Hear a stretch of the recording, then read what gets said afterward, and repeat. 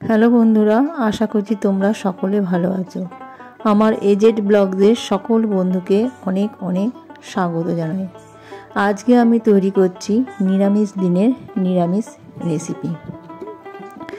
এই রেসিপিটা খুব সকলেরই প্রিয় খাবার এবং খুব সুন্দর খেতে।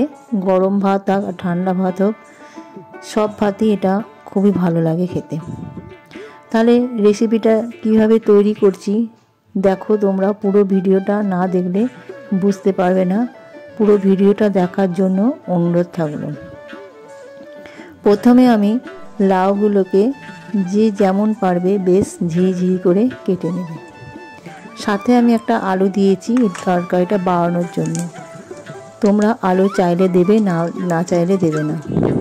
তেলের মধ্যে দিয়ে দিলাম একটা শুকনো লঙ্কা। এই শুকনো লঙ্কা দিলে টেস্টটা খুব সুন্দর হয়। শুকনো লঙ্কাটা একটু ভাজা ভাজা করে নিয়ে আলুটা আমি নেড়ে নেব। আলুটা হালকা করে নিয়ে নেব, খুব বেশি নাড়ব না।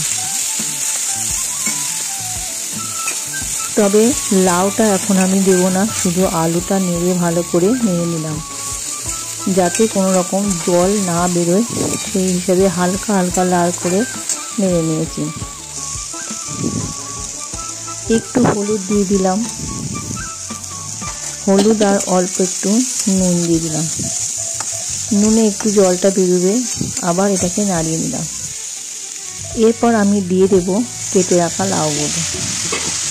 আমি এতে কোনো রকম জল ব্যবহার করব না, কারণ লাউ থেকে প্রচুর জল বেরোয়। এরপর লাউটাকে আমি ভালো করে নেড়ে নেব, তবে আঁচটা আমার কমানো আছে। ভালো করে নাড়িয়ে এটা আমি করব। সাথে দিয়ে দিলাম অল্প একটু চিনি আর দিয়ে দিলাম কাঁচা লঙ্কা। কাঁচা লঙ্কা তোমরা তোমাদের পরিমাণ মতো ঝালটা বুঝে দেবে। একটু ঢাকা চাপা দিয়ে এটা তৈরি করতে হয়। ঢাকা দেওয়ার 5 মিনিট পরে ফিরে এসে দেখছি আমার লাউ বেশ সেদ্ধ হয়ে গেছে, সাথে আলুগুলো খুব সুন্দরভাবে সেদ্ধ হয়ে গেছে। তবে আরেকটু ঢাকা দিয়ে রাখলাম, আরেকটু ভালো সেদ্ধ হয়ে বলে আবার ফিরে এলাম। দেখছি এবার পুরো এটা সেদ্ধ হয়ে গেছে। একটু খুন্তি করে ভালো করে নাড়াচাড়া করে নিচ্ছি। এরপর আমি দিয়ে দেব পোস্ত বাটা। দেখেছো কতটা জল বেরিয়েছে, আমি কিন্তু কোনো রকম জল দিইনি, শুধু পোস্ত ধোয়ার জলটা একটু দিয়ে দিলাম।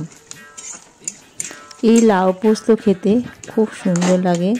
আমি সব আমার নিরামিষ জিনিসই বেশিরভাগই তৈরি করি, আর খুব অল্প পরিমাণে জিনিস দিয়ে, অল্প পরিমাণে তেল দিয়ে রান্না করি।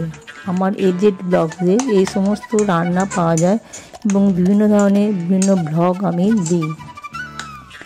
ভিডিওটি ভালো লাগলে লাইক করে দিও আর সাবস্ক্রাইব করে দিয়ে আমার পাশে থেকো বন্ধু হয়ে। ফিরে আসবো আবার একটা নতুন রেসিপি নিয়ে। সুস্থ থেকো, ভালো থেকো।